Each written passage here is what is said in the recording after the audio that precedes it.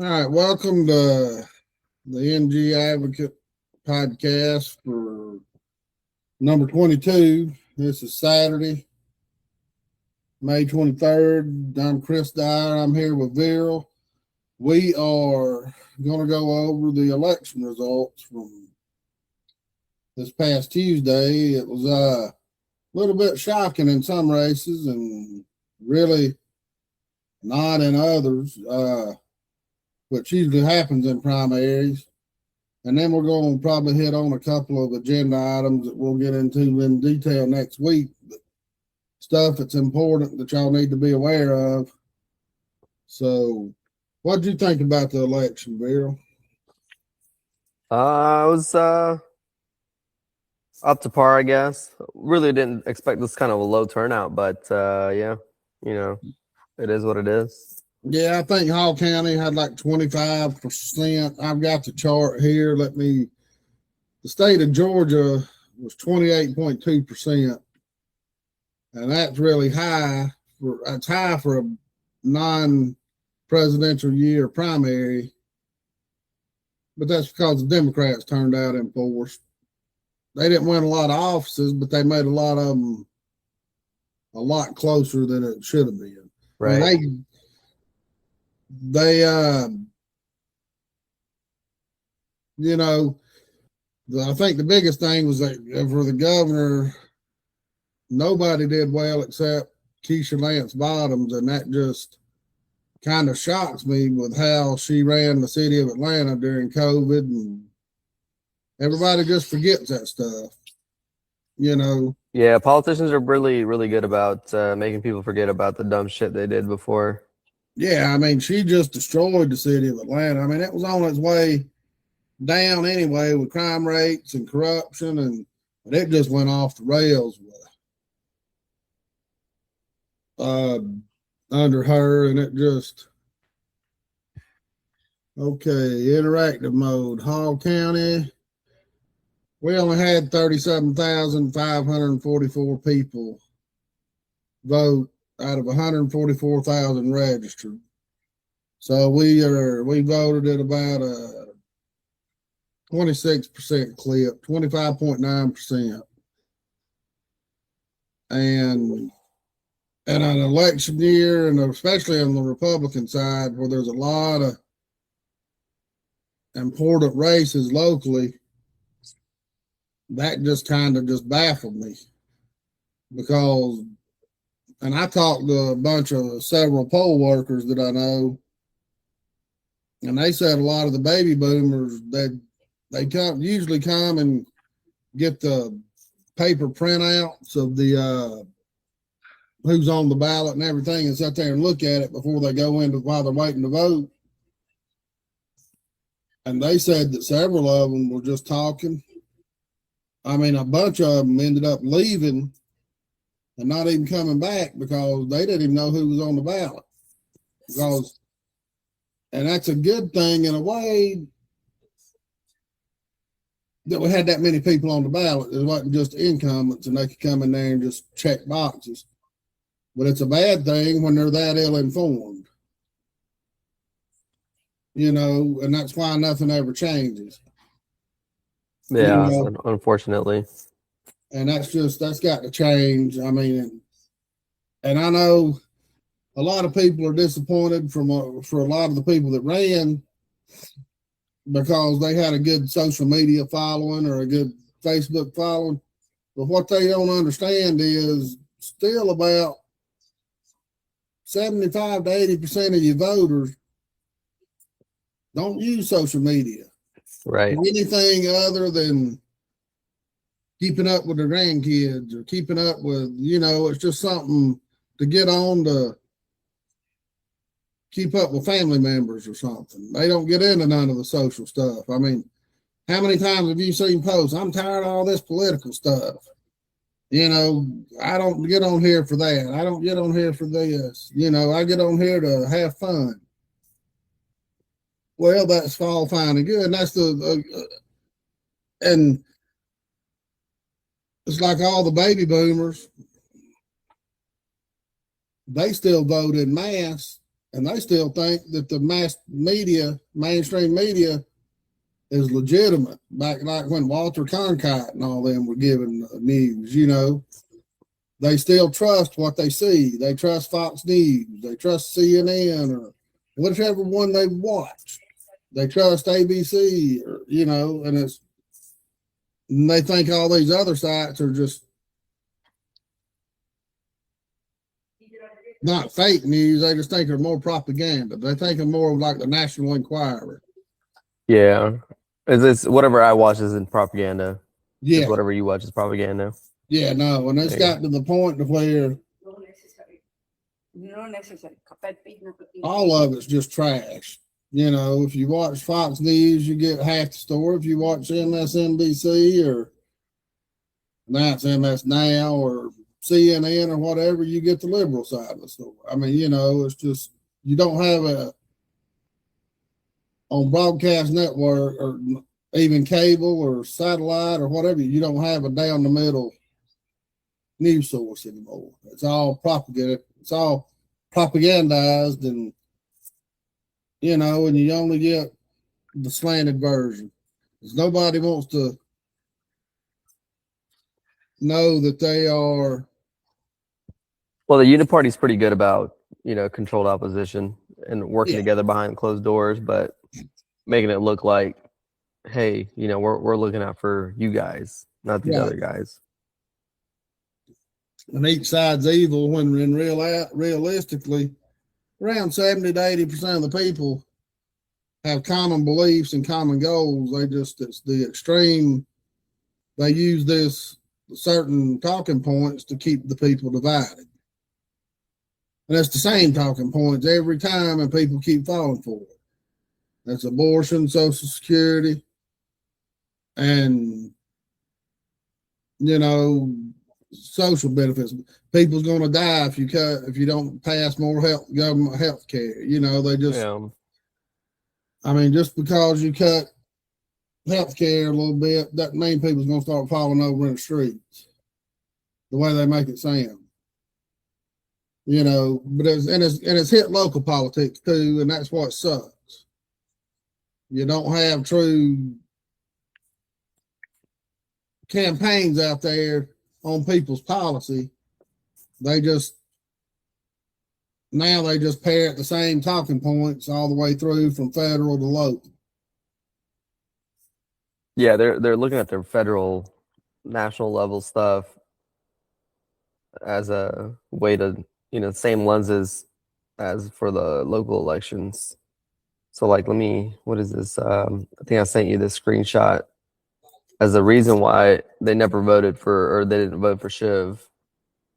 So he's never voted Republican. I don't know where she got that from. I don't know what that means. I don't know where you get somebody's voting record.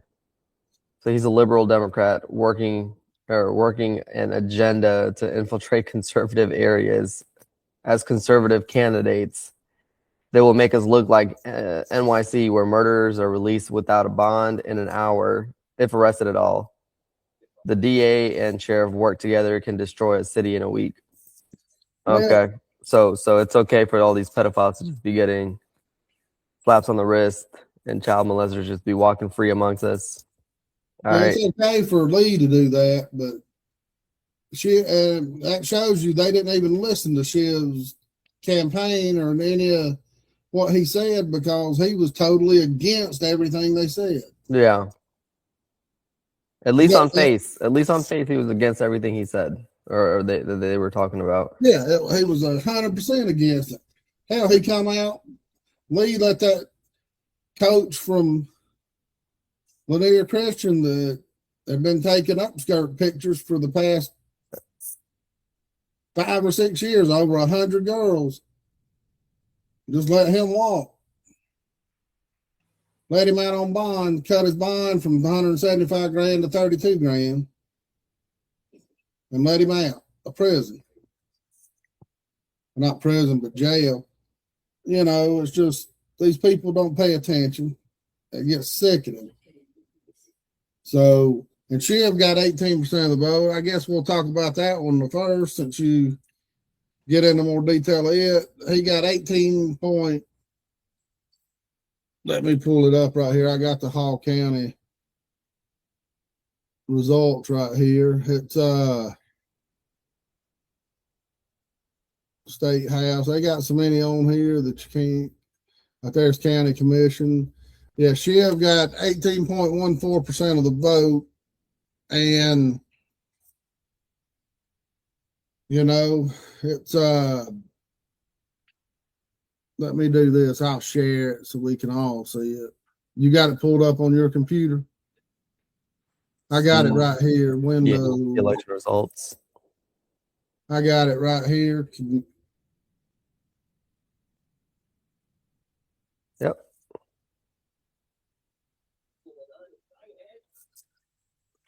All right, right here, Shiv was 18%. And honestly, I thought I was hoping he would win, but realistically, I don't think he had a chance this time, but he laid a good foundation for next election. Sure. But I figured he'd pull 25 to 30% of the vote just because of the disarray that the DA's office is in. And that right there tells you that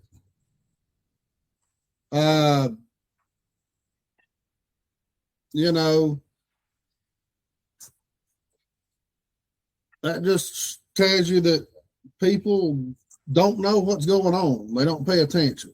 And with all the racial stuff that Shiv had to go through, you know, people literally calling him a freaking suicide bomber and thinking he's Muslim just because of his skin color. I mean, you know, forcing his religion on people. I mean, you know, that stuff's got to stop. Yeah, that's that boomer mentality, though. I don't think that's going to go away until they're just kind of gone. No, it's not. But, you know, people's just... That entire generation is just super easy to manipulate at this point. Oh, yeah. The only one still supporting this current administration in the White House. And, you know, I would say just about everything wrong with society as a whole or politics as a whole in this country. Yeah, the baby boomers are, you know, they are what's wrong with the country overall for the most part, you know, and I'm not knocking them, but they got theirs and they want it and they want to keep it, and, you know, and they don't want change. That's all it is. Yeah. Yeah. It's just the probably the most entitled generation there is. Yeah, and that's understandable. They grew up during the most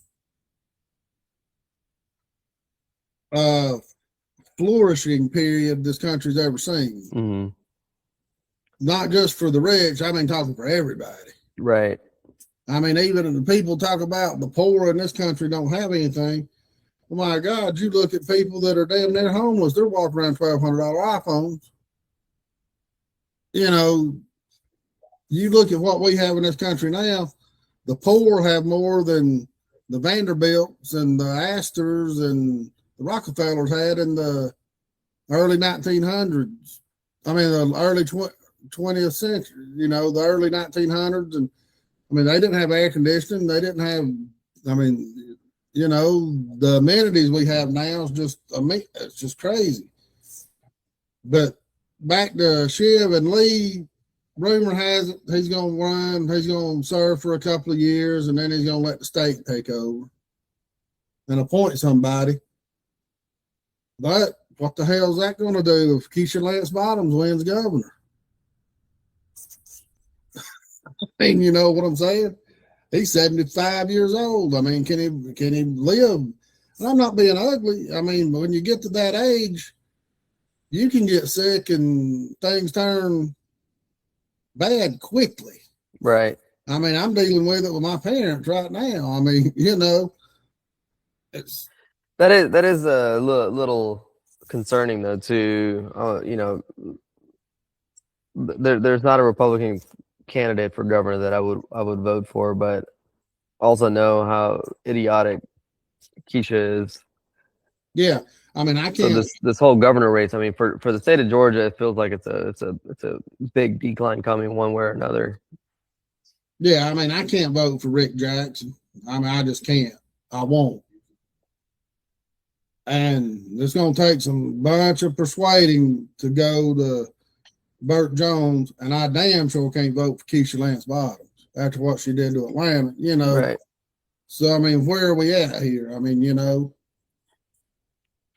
and we're going to have a DA now that's going to put his possibly the career,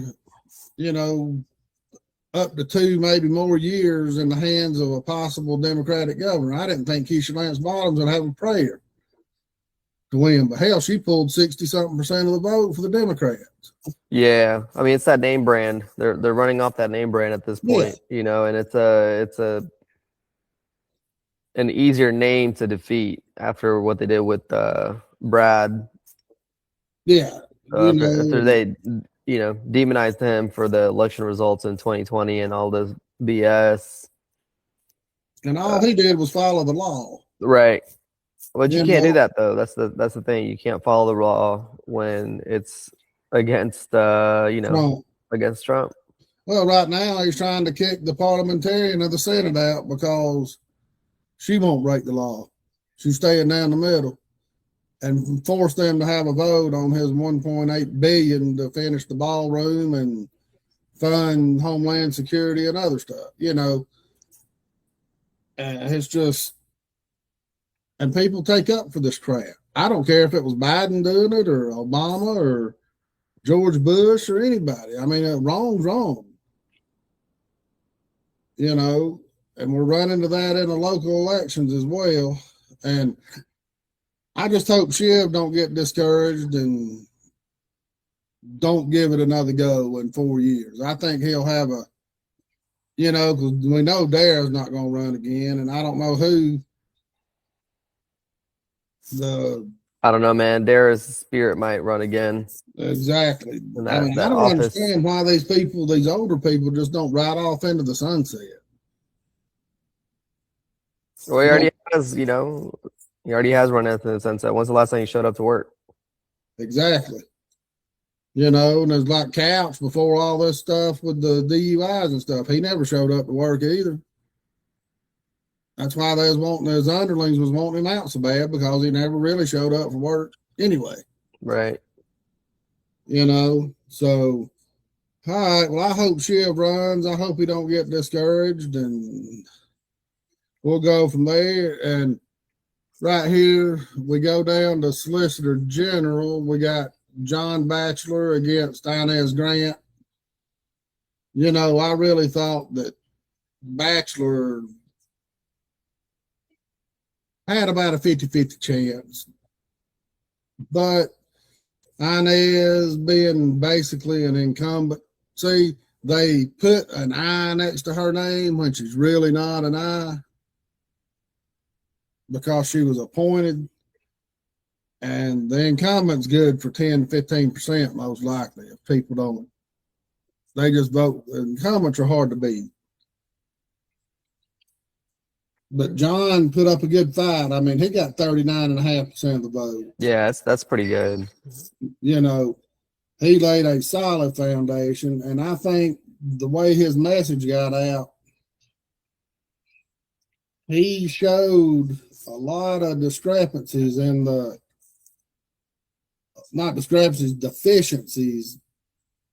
how the solicitor's office was ran. And you notice she started playing defense on her last couple of campaign videos.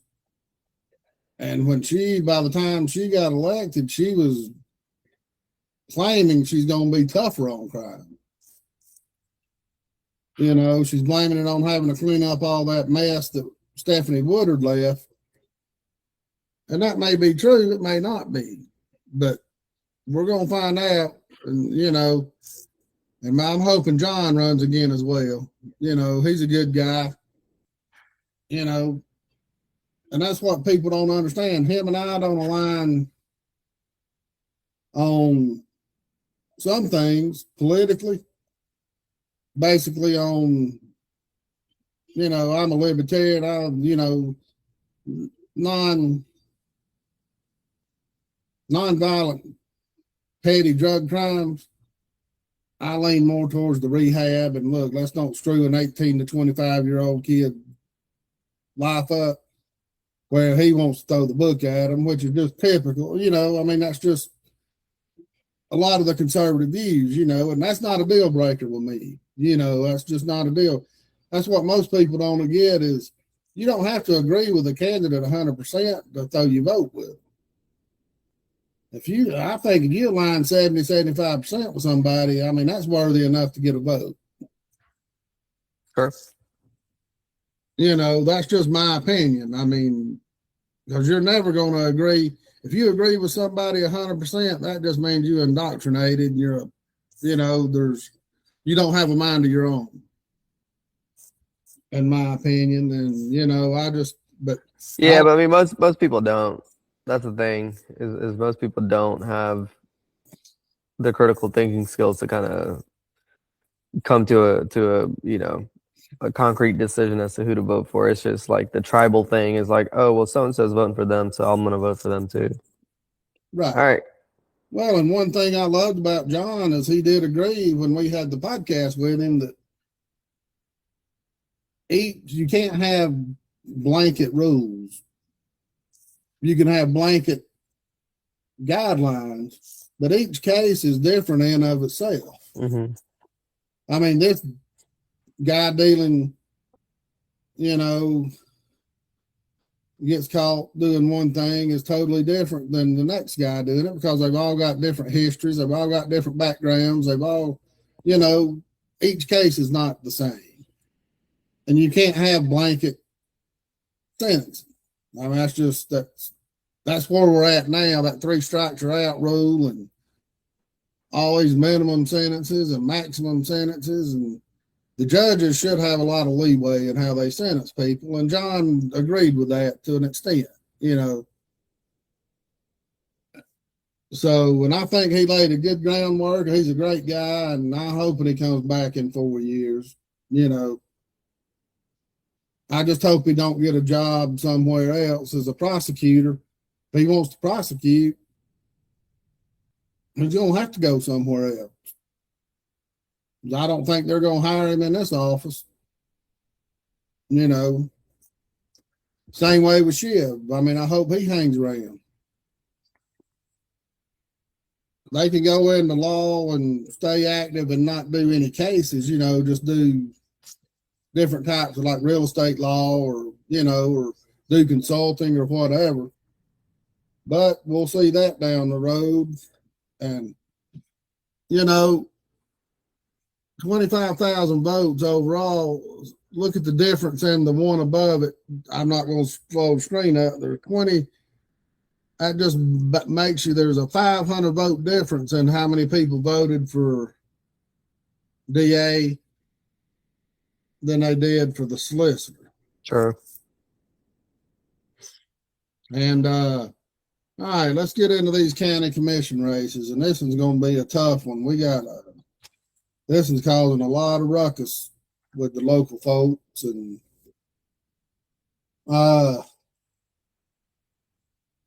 the social media consensus and the consensus of people paying attention to everything that was going on was hoping Corey Anderson to win. I was. It's time to get Kathy Cooper out. I mean, if we don't get her out this election, we may have 4 more years of the Three Amigos. Quite possibly. You know, and I think we're going to have, and you had mentioned you're running against Billy Powell next election, and, you know, and, he, you know, if we run smart campaigns, we can get him on the ropes just like Kathy. You know, Corey got 18% of the vote, 18.2%, and here Kathy is, she come in at 43%. Had Mark Fall on. He's got a lot of the same ideas as Corey.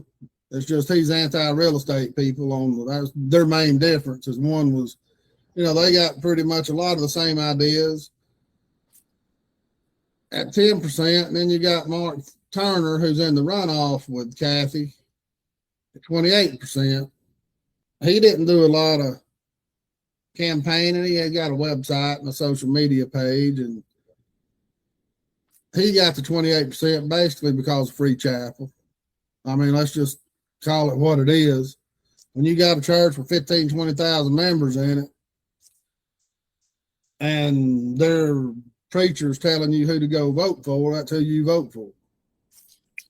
That's true. You know, and nothing against him, but I'm putting my support behind him because he's not Kathy Cooper. And it's nothing personal against Kathy Cooper as a person. It's just how her voting record and how she stands with Billy Powell and Jeff Stowe. I mean, it's just the way, and everybody's talking that Mark's got the same backers through his campaign contributions as Cooper. Well, that don't really mean nothing until they actually get on the board and you see a vote from them. I mean, just because you accepted campaign cash don't mean that you're going to vote. Yeah, but it still kind of does though as to who you're gonna help. You know, hey, gave you contribution money. You know, I gave you campaign money. It's time to return. These people don't make contributions just for the goodness of their heart. Well, in this town, if you look at everybody that pulled up contributions, the same people gave to about every any candidate that took money, they gave money to. Sure, yeah, you know, And cover your bets. Well, and that's why Gailey and Corey and Tyler and Susan and the ones that didn't put in campaign disclosures because they didn't accept donations. They just told them, look, we're running under $2,500. If you accept under $2,500, you don't have to disclose. Right. And I think that's what speaks volume to, you know, I mean, shoot, the sheer fact that Corey even got 1,400 votes. Yeah, you're looking at Corey getting 18% and him not spending over $2,500, taking in no campaign contribution. Right. I mean, he didn't even spend over $2,500. Yeah, exactly. So I think that speaks volume compared to what 40,000-50,000 for each you look Cooper at Turner raised, I think, $30-something thousand. Kathy ended up spending $25,000 or $30,000. Yeah, and the fact that he got 18% of the votes, and that's amazing to me. That's a really good bang for the buck for Corey. I mean, what if Corey would have come out and took these contributions and spent 25 or 30 grand? And Mark too. Mark pulled in 831 votes based on that. I think that's incredible to be able to pull in votes like that you really had to reach at one point throughout their campaign without spending a lot of money. So you're getting a great bang for your buck. So and Mark Ball did a great job, but a lot of people are mad because I'm putting my support behind Mark because there was a big dust up with happened outside a county commission meeting with Mark losing his temper and. Yeah, I think my biggest pet peeve is just the fact that you're talking about change and all your ads and stuff, but you don't mention anything about how you're going to come about this change. Right. So it's just like, it's just this word, kind of repetitive word. All right, cool. Everybody's tired of Kathy Cooper. All right, I get it. See, my thing is my whole thing of taking Mark's side is if Mark don't do what he says he's going to do in his campaign, he's not anti-growth, but smart growth, big developments are done, blah, blah, blah. It's easier to get a one-term commissioner out than it will be Kathy. She'll be a 4-term at that time, going on 5. So it'll be easier if Mark ends up voting just like Kathy, then we're no worse off than we are now. If Yeah, we it's a keep Kathy in there, we know what's going to happen. The three amigos are going to run roughshod for the next 2 years. it's a good way to look at it for sure.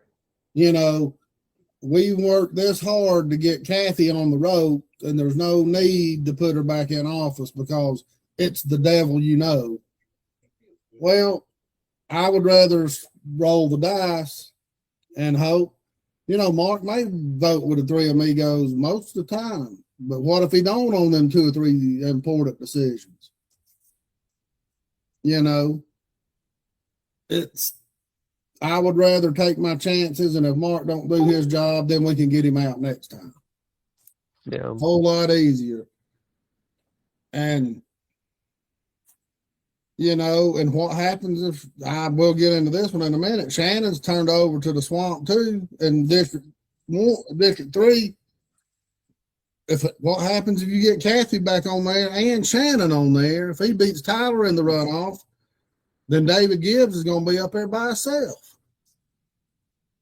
It's going to be 4-1, and you are not going to have a prayer of changing anything.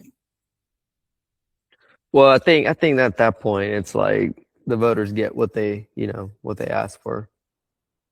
But that's a reality. I mean, at least if Yeah. you got Mark on there and Shannon on there, David might can be able to talk a little bit of sense into, you know, when they have them the executive sessions and stuff. I think at that point, you know, the low voter turnout at that point, and then the fact that you let these people back in just because you didn't decide to show up, like you have no right to complain about the traffic, about the growth, about any of this stuff, because you literally 13.2% or 13.4% of people showed up to vote in these primaries, regardless of, you know, how much folks have advocated to go vote. These are important elections because you're local elections. If people don't care to show up, you know, make excuses as to, oh, I had to work, I had to do this, I had to do that. Well, you had almost 3 weeks of early voting. Yeah, and I think early voting ends up hurting the turnout anyway because everybody's other philosophy. Oh, I'll just go tomorrow. I'll just go tomorrow. Right. You exactly. know, and then it ends up getting they don't have time, and then they end up not being able to go on election day. Right. To where if you just have one election day, then people make plans to go vote. Sure. And the reason they did this is because all the prima donnas was bitching because they had to wait in line to vote. When I first started voting, I can tell you this, when I first started voting, I voted at the Catholic Church on Anoda, the first 2 or 3 elections. Never had to wait because it was a big old polling place. I mean, they had a huge place, a lot of people. But when I moved to Chestnut Mountain and I voted at Chestnut Mountain Baptist right there at Tanner's Mill Road and all that, across, right up from McEver Elementary. Now it's World Language Academy. But I waited an hour and a half to vote sometimes. I mean, the line would be down the sidewalk just because so many people live down there. I was just part of it. And now they want to make it to where you can just walk in and walk up to a machine and vote. And that's where you end up with all this election fraud that they talk about. You leave these machines out for 2 or 3 weeks at a time. You know, they're just open. It just opens up a big can of worms that we don't need. But you look at all of District 1, how many people live in South Hall? I'd say 50% of the population of the county live at the south end of the county, and 8,013 people cast a vote. I mean, that is just unbelievable that only 8,000 people come out and voted in that race. And I know on Facebook, Mark Fall came out and officially endorsed Mark Turner, which is not shocking because Mark Fall is anti-real estate agent on the commission, and then the way Kathy's operated, you can't blame him 100%. I mean, I don't blame him at all. Right. Yeah. No, I that's fair. I mean, if he, sticks to your principles and what you advocated for, so that's good on him for doing that. And there's a lot of people that vote for Corey, even though he put his in a holding company and he hadn't sold any real estate in 2.5 years. Mm-hmm. He's running but because he had that license, that I heard that's the reason a lot of people didn't vote for him. But that still wouldn't have got him in the run. I didn't make up 10%. Right. Well, take away Mark Fowles' votes at that point. I don't think all of them go to Corey at that point. No. That would still get split up amongst the three. Right. And even if they all did, that would still be neck and neck, Corey and Mark. Right. Turner, So, but Corey, I'm proud of Corey. I mean, I hope Corey get in. And yeah, like I said, man, I mean, the fact that he's able to get 18% without spending a lot of money is great. So just imagine, if they would have spent more money and actually raised money. Well, yeah, and it ended up a lot of the early campaign functions he had that they didn't produce the results that he liked, but he's a first-time candidate. You got to try stuff to find out what works and what don't. Right. And he learned a lot. And I don't think he's going away. I think we'll see him back in 4 years. Mm-hmm. I mean, because when we talked after the debate and a few times after that, he said no matter what, he's not giving up. I mean, he's still going to stay involved, and Yeah, and as he should, and I think that'll go a long ways for his next campaign. Yeah, no doubt about it. Yeah. And so, and I think he did a great job. But I just can't vote for Cat. I mean, I can't vote, but I'm in that district. I'm in District 3, but I just can't push Kathy. Nothing against her personally. I mean, it's, the way her votes speaks louder than anything can ever come out of her mouth. And her actions. I mean, that's what people don't understand with these politicians. You got to look at their voting record, not what they say. Right. So let me get over here and scroll on down, and we'll get to District 3, where this vote right here was crazy.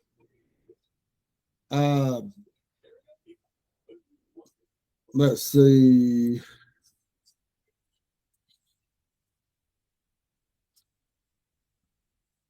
All right, we got this vote was just a toss up. Only 6,700 people showed up. And Tyler won with 36.5%. Shannon come in the runoff 32%, and Steve Gailey come in 31.5%. Third place. Steve didn't even get out and pound the pavement. He didn't do anything. He just put his name on the ballot, had a website, and run Facebook ads and stuff. Lost by 49 votes. Better turnout. He beat Shannon. It's crazy though that the fact that both of them didn't raise a lot of money. Oh, Steve and Tyler both ran bare bones campaigns. Right, compared to Shannon he had $70,000 in the coffers. He gave himself a $50,000 loan, plus he raised like 30 grand, 35 grand. Yeah. He spent, I think, what was it? Last time we looked, he had spent like 35,000 or something expenditures. Right. For a county commission seat. And he still couldn't get enough votes if it wouldn't have been for Gillsville and Greg Poole.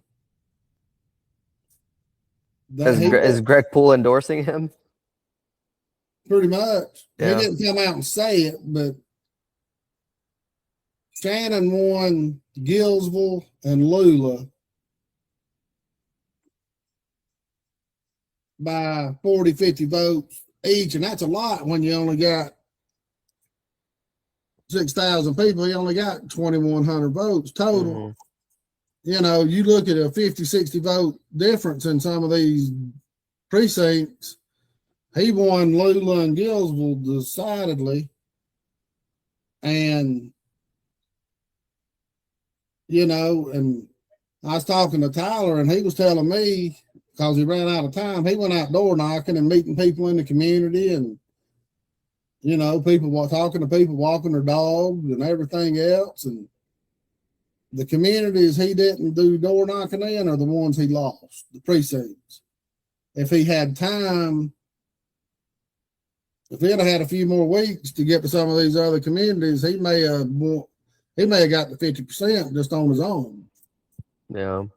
And that's the thing, man. I think the voters need to look at the fact that Tyler's running this without spending over $2,500. Nothing, just like you said, bare bone campaigns, and the fact that Shannon's spending over. I thought the number was $40,000. I didn't know it was 70 something, but that's what he had. He raised like 35 grand or 40 grand from campaign contributions, but he gave himself a $50,000 loan. Gotcha. So yeah, I mean, you're running a campaign at almost, a 6-figure campaign, and you still don't get even 50% of the votes. Is kind of sad. Yeah, you don't even get when you're running against two opponents that are running bare bone campaigns. Yeah, Steve got that many votes off name recognition. Right. And I'm gonna tell you this, and a lot of them people up in North Hall didn't go vote because they said, hell, Steve's going to win this anyway just because of who his name is. Because he knows everybody up there. And how many times have we found that maybe used to be the case, but now you got Gen Z and Gen Y, they're starting to get out and vote a little bit, and they don't know who the hell Steve Gailey is. Yeah. They don't know these older candidates. So that's good on Tyler, though. I take my hat off to him. And the thing is he knows more about that UDC than probably everybody on that board combined. I would say that, or in the planning commission. Oh yeah, and he would be a good asset to the commission. And I think out of all of these races, I think Tyler's right up there. I would say probably one of the best candidates for the job, for an open seat at least. Yeah, he is. He's very qualified. He's very smart. He's very detail oriented. And I'm voting for Tyler. I voted for him I voted for Steve in the primary just because I thought that Steve has the backbone and I'm going to say it, he knows where the bodies are buried, per se, to where he can hold Kathy and Billy Powell in check. Mm-hmm. He knows all the stuff that's going on from when being in the commission years ago, and he's been around long enough, and that matters to hold those people in check. You know what I'm saying? And where with Shannon, we're going to get more of the same. I mean, once Stan Hunt dropped out, Shannon went from being a wild card candidate like Tyler to what the establishment started backing him. Right. And then that's I think, we've kind of discussed this a little bit, but if Shannon loses his primary, I think, Gina stays in, because again, something established or backed by the establishment so far. Yeah, and Gina she's got 4 donors. Yeah. One was a family member, a friend, don't know who she was, but the other 3, Richard Higgins, Stan Hunt, and Stan Hunt's wife. Right. So, and I think if Tyler wins the runoff, she's going to stay in. So that's going to be their candidate for the actual election to run against Tyler. So yeah, that's going to be interesting how that plays out. But mark my words, she's going to drop out if Shannon wins this, and they're not going to let have any challengers against them. No, and I don't doubt that one bit. And I heard that, and I've talked to several people that told me that the swamp wants Tyler to, excuse me, wants Tyler to win because they think that Gina would have an easier chance to beat him than Shannon, or if Steve would have ran. That's interesting. But I don't think they understand because there's really no reason for her to be running as an independent outside of just wanting to be on the fall ballot, right? And that's only like a backup plan for the establishment. It's a safety valve for the swamp, right?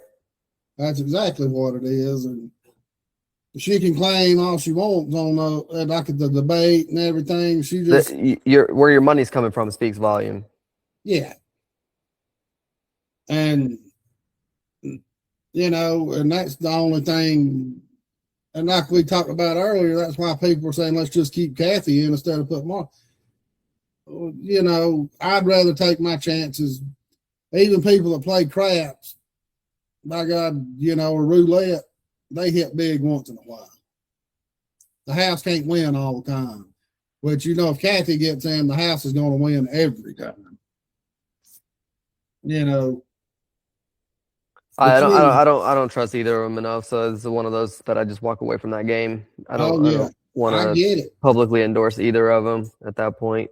I get it. I don't blame you one bit. Anybody that wants to vote for Kathy, I don't blame them one bit. I mean, it's a personal decision, and I don't hold it against anybody that does. That's the thing about me. You never lose friends over politics and religion. That's just the way I've been brought up, and that's the way I run my life because it's a personal decision for each and every person, and I just don't think this establishment understands the intestinal fortitude and the drive that Tyler Crawford has. I mean, he's out here knocking doors every day. Actually talking to the people in the district. Yeah, and imagine that. And he gets out and personally knows these people. I mean, the other day, I had one of my friends message me and said, "Oh, Tyler knocked on my door the other day, and he spent 2 hours sitting down just talking to us." I mean, what candidate does that? Right. Most people would just say, "Hey, I'm Tyler Crawford, blah, blah, blah," or "I'm so-so. Here's the information. I'd really like you vote." Maybe take 5 or 10 minutes to talk to us. Mm-hmm. So, I mean, he's a one of a kind. Tyler, he'll be good for Hall County. I just hope that he don't get on there and it's like Greg Poole, just waste the vote. You know what I'm saying? It gets frustrating, and I know it does, but you can't make change, and unless it ain't going to happen all at once, and that's what a lot of people are disappointed in right now. Sometimes you win when you lose because you've got to start somewhere. And a lot of these candidates this year, like Shiv, John Batchelor, Corey, Mark Fall, they got people talking. And when people talk, it starts to snowball. I think when people start to talk, they start paying attention a little bit more to as to what's going on. I think it's a little bit of a snowball effect at that point, sure. Yeah, and I mean, and it lays a good foundation for the next election if these people continue on. Sure. Now I don't know if Mark Fall will run again. I'm not asking, but I know Corey's intention is to stay involved, and I know Mark's going to stay involved because he's got business interests down there. I mean, he's got a winery that's trying to get forced out because of all the growth. But and up here in District 3, if we get the wrong person in, it's going to end up just like South Hall. Nah, I don't think it'll be like South Hall. I think you got too many of the folks of the establishment up that way to let that happen too quickly. Well, number one reason it can is a lot of it's septic tank. You can't have the high density. You can't have the 4 units an acre. But the thing about it, with all this agricultural land and stuff up here, even with 2 units an acre, that's high density up here. And what little bit of sewer we've got will be overtaxed. The sewer was ran for businesses. Right. And you can't overtax that sewer because we're held hostage pretty much by the city of Gainesville. They'll just charge what the hell they want if we want to tap into the sewer, because they're eventually going to start getting taxed with all the growth and everything. It's just because Hall County's already tried to go into White County and get sewer capacity from them, and it just never worked out. Right. So it's going to really matter a lot that comes up, what goes on. And I hope Tyler, we can push him over the edge, get him to that 50% threshold on the 16th. And the next race, which is kind of baffling to me, not that there's a runoff, but who the runoff's with. I figured it was going to be, everybody figured it was going to be Susan and Carla Baker would be in a runoff because it's Joe Anglin. He didn't show up but the half of the debate. He don't have a website. He don't have a Facebook page. He's a former Flowery Branch County Commission, City Council member, 15 years. And he taught for 26 years down at C.W. Davis C.W. Davis, Cherokee Bluff Middle, and Cherokee Bluff High School. And this dude pulls in 44% of the vote. He don't have any campaign disclosures because he didn't operate under, and it tells you who's behind him. And you don't know who's behind him because he ran and what's baffling is he carried North Hall, Claremont, and Quilliams Corner. And nobody knows him up there. I've not talked to one person that knows who he is. Nothing against him. I don't know him from Tom's House Cat. I just know what they had about him in the paper and talked to people I know that live in South Hall. He was that's a head scratcher. He was well liked on the city council in Flowery Branch. I get that. But that's Flowery Branch. That has nothing to do with North Hall. It's not like Flowery Branch was in the papers like the Gainesville City Council is all the time. People in North Hall don't know who Flowery Branch City Council members are, like they do the Gainesville City Council. I don't know. That's just a head scratcher to me. And Susan did well in every district she was in. She ran second every single time, just barely enough behind Anglin to where he could get that little bit extra vote up to 44%. And he's only been to one board of education meeting over the last 2 years. I'm not saying he's not qualified, but I don't think he has the pulse of what the board what's going needs.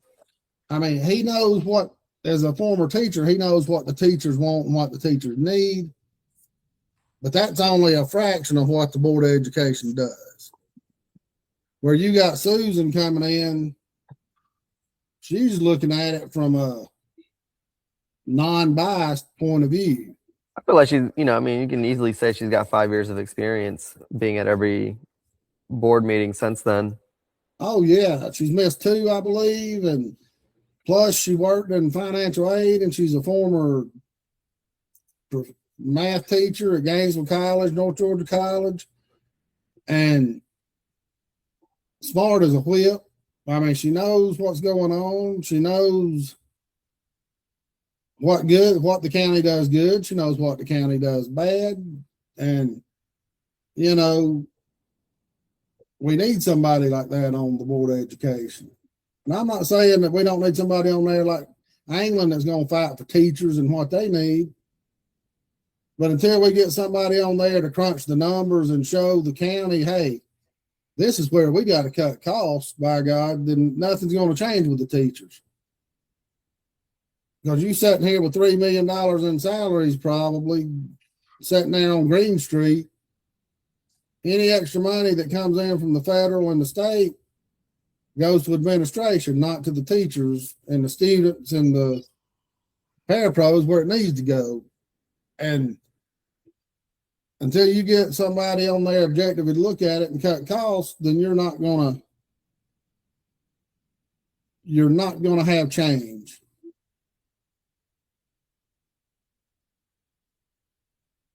And I think Susan's got the guts, and she's done it before. She'll hold Schofield's feet to the fire too. She ain't gonna be scared to stand up and speak out against him when it needs to be done. Like the rest of them, they just sit there and it's just a yes man. They're just yes people.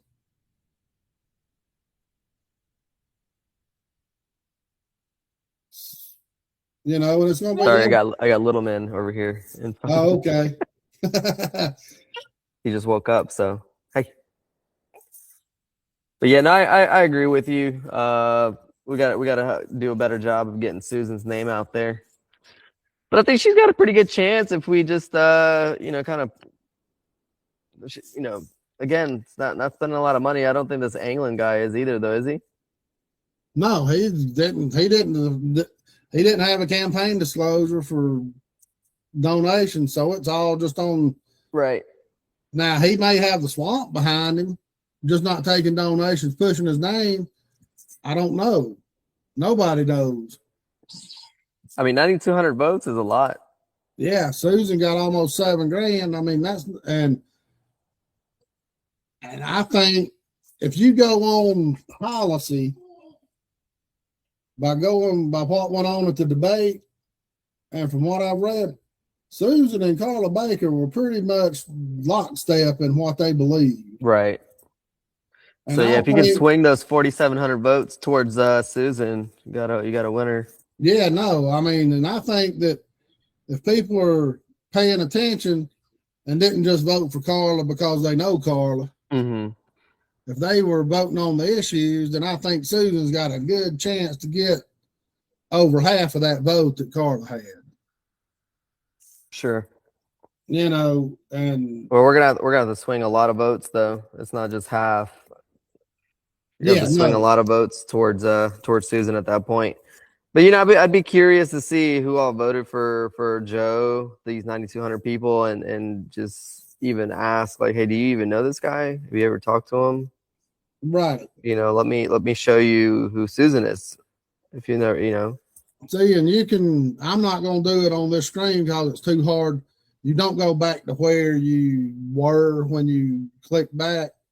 But if you click right here where it says click contest details, if you go to this website, the link's on the North Georgia Advocate Facebook group and on our website. If you click see detail, it'll break it down county by precinct by precinct. Gotcha. It'll show you how many votes each person got for the precinct. And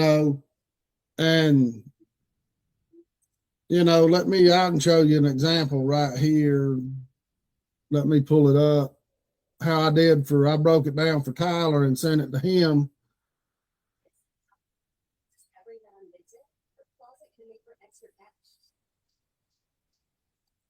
That's an Excel spreadsheet. I'm gonna pull it up, and you can see what's going on.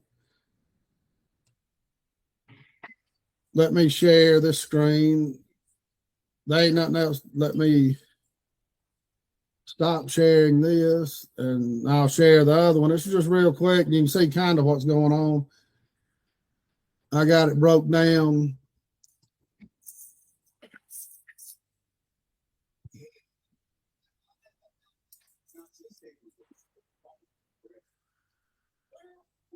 All right, see right here, I got it broke down for Tyler. Here you see, now this is Susan's thing.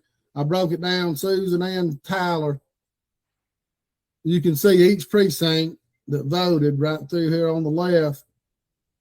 And then under each name up here, that's how many votes they got in each precinct.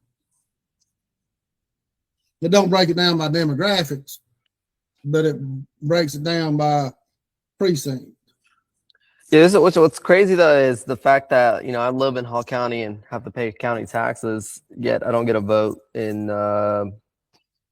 these Hall County Board of Education elections simply because I'm within city limits. Right. Make that make sense. I know it doesn't make any sense. You should at least get the at-large vote. Right. And especially like with us over here at District 3, we've got some areas that are annexed into the city, but if you live there, you get the choice of whether you want to go to Gainesville City or Hall County. Right. And you should be able to vote in that stuff. And here, you can look at Claremont. England got 379 votes and Susan got 330. And Joe he didn't even have a sign up here. He didn't even have a sign at the polling precinct at North Hall Community Center. It just makes you wonder, how did he get all these votes? And I ain't saying nothing illegal's going on. It's a head scratcher. Yeah, even Candler too. Yeah. I mean, Candler's that's way away from South Hall. And you look at Quillian's, 370. I mean, he killed everybody at Quillian's Corner. Yeah, Friendship 1, 2, and 3. I mean, those make sense since you said he was Flyer Branch City Council. Council and all that. Now Susan pulled in her votes and Flyer Branch too. She won Oakwood because that's where she's from. I think we can shave off enough from some of these districts from Carla.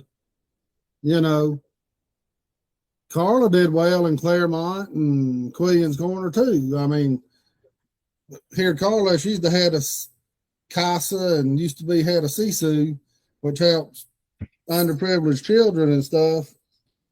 And you can understand that kind of. Like right here, Friendship 1, Friendship 2, then you look at Flowery Branch and Friendship is where Joe made up all his.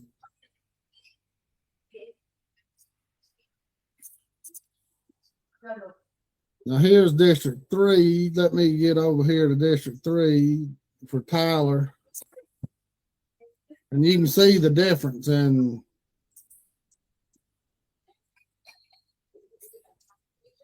how many people voted. Big Hickory is the one where so many people voted. Him and Shannon's neck and neck at Big Hickory. But if you look at I mean, none of these were lopsided though for Shannon. Even Gillsville wasn't lopsided like you would think. No, it's not. Gillsville and Lula, and the Glade. Yeah, Lula and the Glade are the two that are really. Yeah, but they're not lopsided though. That's the thing. You would expect for somebody spending $70,000-$80,000 that at least his home base or home area would be much more lopsided towards him. But it's not though. It's neck and neck. Yeah, no doubt. I mean, it's just and Gailey too, man. Gailey pulled in quite a bit of votes in those areas too. So I think I think more people kind of see through the fact that even though he's spending so much money, he's not the guy for the job. Right.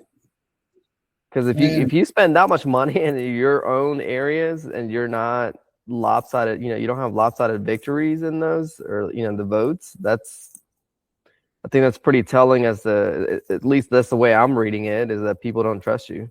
No, that's 100% the way you got to read it, I think. I mean, you figure, he'd at least have 3-1 vote, 4-1 votes in those areas. Right. And I think a lot of it is I think he's gonna have to kiss a lot of Trump's ass in the next set of videos and stuff to really right. pull more votes out of that area. And one thing that is getting me is I've heard from people, he hadn't put it out on his videos yet that I've seen, but he's trying to harp on this thing that he's already put it in one ad, but he didn't mention that I'm born and bred here, I'm raised here, I'm your local guy. And what he's getting at is everybody, his bots are all over, not his bots, but his buddies that are going around trashing everybody in these Facebook groups are talking about how Tyler's nothing but a big liberal from California. He's not even from here. I've been seeing those, and there's all of these little Tyler guys from up in the Lula area. Yeah, I mean, come on. Tyler's been in Georgia since he was like 10 or 12 years old. I saw the Florida or the California comment from the guy that owns the disc golf place, which was amusing. Yeah, that's where Shannon had one of his illegal things up there. Yeah, that was expected. But number one, there's about 3 or 4 things in life that a person can't help. You can't help who your parents are. You can't help where you was born, and you can't help where you live until you're 18 years old. Tyler moved to the state of Georgia when he was like 12. I think he said they was 12 or 13 or something when they moved to Atlanta because his parents worked at Lockheed Martin. To me, if you've been here all through middle school and high school, you're from here. Right. A 10-year-old is not going to carry California's political beliefs with them. And even if his parents were liberals, Tyler's been out of his parents' house for 20 years. He's got his own belief system. You know what I'm saying? He don't. Right. Yeah, no, I think he's making it very well understood with this door knocking campaign that he's running, that he's not your typical California liberal, and there's a reason they left California when they did. Right. And a lot more people are doing that now, and so I think that's about enough on the election. None of the other matter. I mean, I don't even know if Gina's going to get the signatures to be on the ballot. She's going to end up having to get around between 1,700 and 2,000 signatures. Yeah. Like I said, man, I think it's just a backup plan. I think she'll get them if they need them. Because she's got till July 13th to turn in her signatures. Yeah, I think they'll get them if they need them. I think that's my personal opinion. It's like we said, it's a backup plan for the establishment. Right. Now, one thing that I want to bring up before we get off of here is we got one huge development that's been brought back from the dead. We got a article about it in the Facebook group. I haven't put nothing up on the website yet. Out on Sardis Road, before you get the old H&H Superette and all that out there where Sardis Road comes in at the red light at Dawsonville Highway, they're wanting to put in, it was going to be 400 boat slips. I mean, boat storage and RV storage, plus retail and office buildings. So the project narrative states about develop up to 60,000 square feet of commercial space and up to 500 storage spaces for boat and RV storage.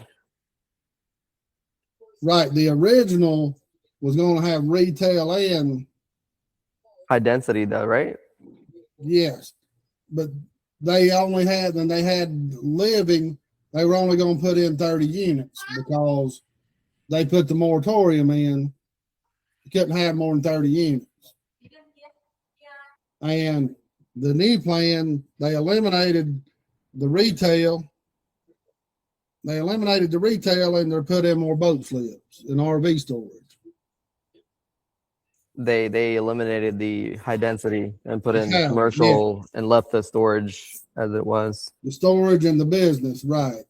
And I don't necessarily see this as a bad spot to put this, honestly, just up along where Sardis is. There's not a lot of commercial stuff in that area, and it's a big piece of land, so with the boat storage, I think it's a good spot for a boat storage too. That's just my personal opinion. I know people are upset that it's going right into the middle of a residential area and whatnot, but there could be a lot worse things that could be coming up in your backyard in a residential area than boat storage and RV storage facilities. They're not that loud. You're gonna have people going in and out of there from time to time. That's it. My main issue was with how they're doing. There's no sewer. It's going to be two big ass community septic tanks. Yeah, I mean that's fair. I get what you're saying in that regards. I think that needs to be kind of checked as far as the commercial usage goes. Sure. Now, if it was sewer, if they could tie into the city of Gainesville, sewer, that's a whole different ball game. But when you got two big ass septic tanks out there, which are going to fail within 10, 15 years, you're going to have to constantly be having them pumped. You got all them field lines right next to the lake. I mean, I agree with you. Just looking at the site plan and everything, I'm kind of let me see, storm stream location, and I get that too because let me see, they don't have their sewer. The original one that we seen had the sewer on it. It was just too big, one on each side of the property. But I don't know where they moved it or did anything on the new plan. They don't have a sewage or even a septic for the commercial usage. Huh. Well, I don't guess they think it matters because Bradley Duncan's going to be presenting it. Well, so the plan is, I think they're breaking up the 4 commercial parcels completely separately. So you're going to be and then possibly sell those pieces off to people. Right. That will be my assumption based on looking at this. Here, let me share the screen here real quick so we can kind of go over the plan.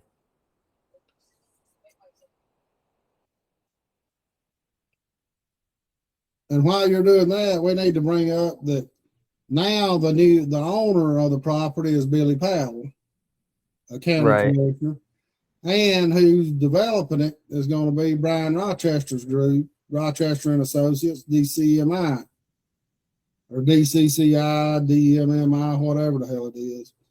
And Bradley Dunkel, who's new planning commissioner, is going to be presenting it to the county commission. No conflicts of interest all over that one.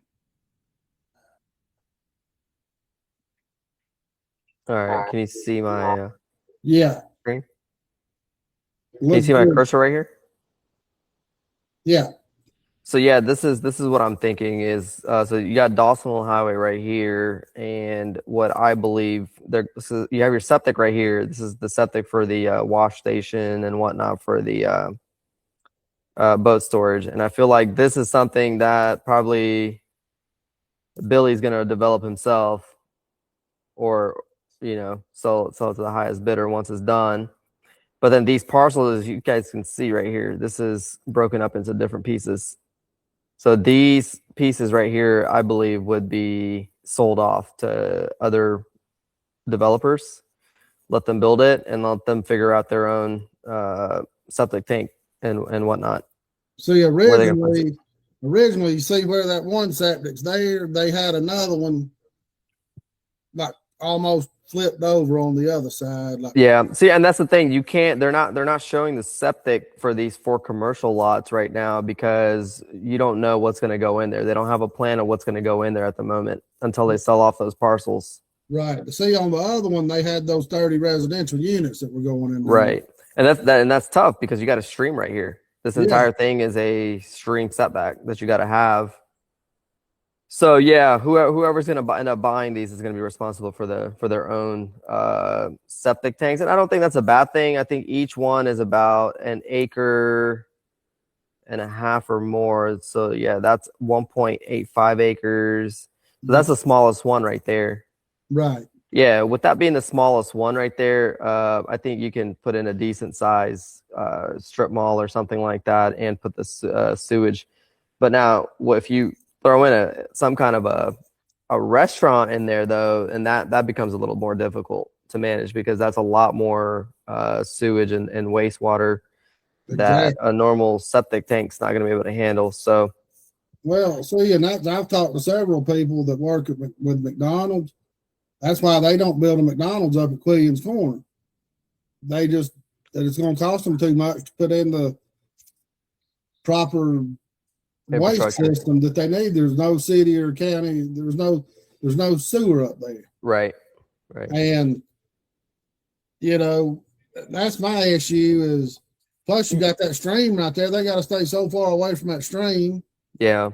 So no, I mean that like I don't think it's a bad spot for what they're trying to propose to do. I think the issue that I have with it is the fact that you got a sitting county commissioner within his own district that owns the property, and then he's got his little buddy from Rochester that's presenting it. Yeah, and as the applicant, so it's just so many different angles of conflict of interest in that scenario. Yeah, it's his appointee to the planning commission that's presenting it to the and that too. And that's I think what it really rubs people the wrong way, especially in that community, is because people voted for you to represent us, not for you to come in here and start developing all your real estate. Well, deals. And it goes back to what we've talked about before. Since we got his buddies fired. With Jody and our group and everybody banding together and getting the planning commission fired, Billy's just flaunting it in front of everybody's faces saying, hey, MFers, won't you stop me? Right. I mean, he's not even hiding it anymore. Essentially. I mean, yeah, essentially. Yeah, he's basically saying, I'm going to do what the hell I want. You stop me. And that's exactly what he's doing with this. At least put up a front and have somebody else from Rochester present it, not your freaking buddy that you appointed. No, I'm on the opposite end of that. I'm okay with hey, stop me. I don't like being lied to. I'm not a kid, so don't BS me. Tell me what you're doing. Tell me to my face that you're doing the shadiness, and it's my problem to deal with if I don't like it. Yeah, no, it's crazy, man, and and there's a couple other things that'll be coming up over the next few weeks. And another thing we need to go ahead and get out there before we get off here is I give it to Katie. She's doing a great job. She's opened up public comments for the new Unified Development Code and the comprehensive plan that they're trying to ram through. I don't get why they're trying to rush it. They've got 3 public meetings. They basically told East Hall to piss off. They don't give a damn about them. They're having 3 public meetings, June 2nd, June 4th, June 9th, I believe. And they're at Mulberry, then the Civic Center, I believe, and then North Hall Community Center on June 9th. Having all 3 of them, the public meetings, right in the middle of vacation season. They know people's going to be out of town. At least they're having them at 6 to 8 at night, where people can get off work and get there at some point. Yeah, no, I agree with you. It's, I think anytime they would have had it, it's going to be a tough time and people are going to complain about the timing of it. Right. So you got to do it when you can, and best I think they're able to do is like, hey, look, we're going to do it in the evenings at least. So like if you get off of work, come talk. Yeah, I think And 79 they open would it have up been for out. online. And they open it up for online, comments too, which is I great. take my hat off to them. That with no school being in session, I think 7 to 9 would have probably been a better option. But my issue with the whole thing is, look, we went 9 months now with no UDC. Tell these developers to pound sand. They can wait. We've got one commission seat 100% change, and we know that because Pool District 3 is going to have a new commissioner. You could have a new commissioner in District 1. We don't have a county administrator. Well, I think stuff like this doesn't just hurt, not necessarily hurt, but like slow down developers, but it's an entire industry that you're slowing down. So, because I've talked to engineers. Yeah. They're like, man, if Hall County and even Forsyth County, if they can just figure out what the hell they're wanting to do with these moratoriums and stuff, we'll have a better idea because our workflows either stalled or slowing down because our clients don't know what they want to do moving forward. So and then you got contractors that are backed up. You got insurance folks that are backed up. So it's just a domino effect of the entire industry and stuff that we don't necessarily think about behind the scenes. Oh no, it flows downhill. I get it, but I don't understand why they want to rush now. Well, because you got pressure from all that entire industry starting to push down on you now. Right. It's not just the developers at this point. But you got 3 major players that should have a say so in it. It's may not even be involved. Yeah. Come next year. I agree. And I think that's another reason. I think it's the uncertainty of who's going to be there, who's not. We need to get this stuff passed before before we possibly aren't all together to be able to push this thing forward. Right. No, and I get that, and I think they could come up with a interim plan per se, a temporary plan, and then work towards a final one next year. To get the ball rolling. Sure. Just go back to, kind of a middle ground between the people that don't want growth and then developers, and just something temporary for the next 6 months. And after the election, then they could hit the ground running with the new people, but it is what it is. And, they probably ain't going to listen to you. They hadn't in the past. But at least now you've got your avenue online to where you can make your voice be heard, and it'll be part of the public record. And I'm not saying that to discourage people from speaking out. I'm just saying don't be shocked. If have your expectations in line. Yeah, you got to have your expectations in line. And it's just one of those things to where at least you got an outlet now, and it'll be part of public record. Because even now, Katie's been reading comments from online submissions to objections and all that stuff. The people submit comments online, and that hadn't happened before. She's making a concerted effort to be transparent. Yeah. No, hats off to her for that. There's a few things I think they've already kind of thought about as far as the reversion part of it, where if so and so doesn't get it's to prevent developers from just kind of sitting on a piece of property that's been rezoned for like years and then try to sell it down the road or something like that. Which I think it's a great idea in that regards. Well, I think it's got to be if you don't do something within 5 years, it reverts back or something. Yeah. You can't sit like that one on Browns Ridge Road, sat there for 30, 40 years. I mean, you can't do that. And And one last thing before we get off here is something ain't right with Zack Propes is resigning. The 5 commissioners refused to talk about it. The paper, WDUN, everybody.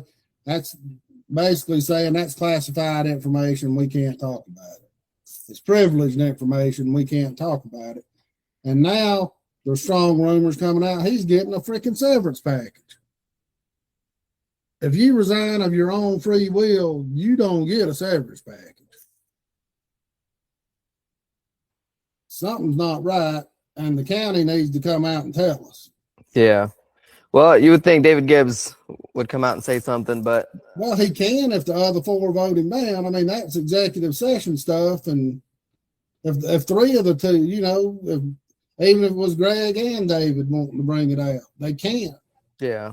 Because the three amigos are voting, and that's one reason. If at least we get Mark on there, we might have a chance to go 3-2 the other way on some of this stuff.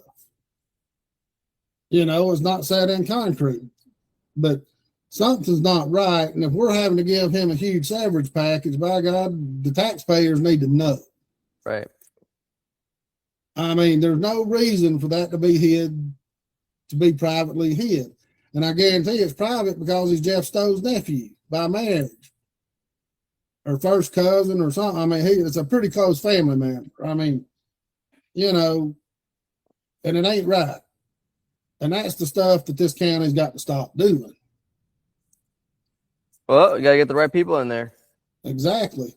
I mean, and we're trying. I mean, that's all we're doing. So I think next week we're going to have, I think Steve Gailey's going to come in and talk about the District 3 race and what he thinks about the elections. And we're probably going to have 2 shows next week. And then we're going to have Tyler Crawford on at the end of the week next week when he's got a little bit of time. He's having to do campaign primary paperwork and get all his ducks in a row to, and he's still pounding the pavement. And we're going to try to get Mark Turner on as well. So, and maybe Kathy Cooper. So we will be on next week. Probably we'll try to film probably Tuesday and Thursday of next week, possibly. So we appreciate y'all listening. You got anything else you want to add, Viral?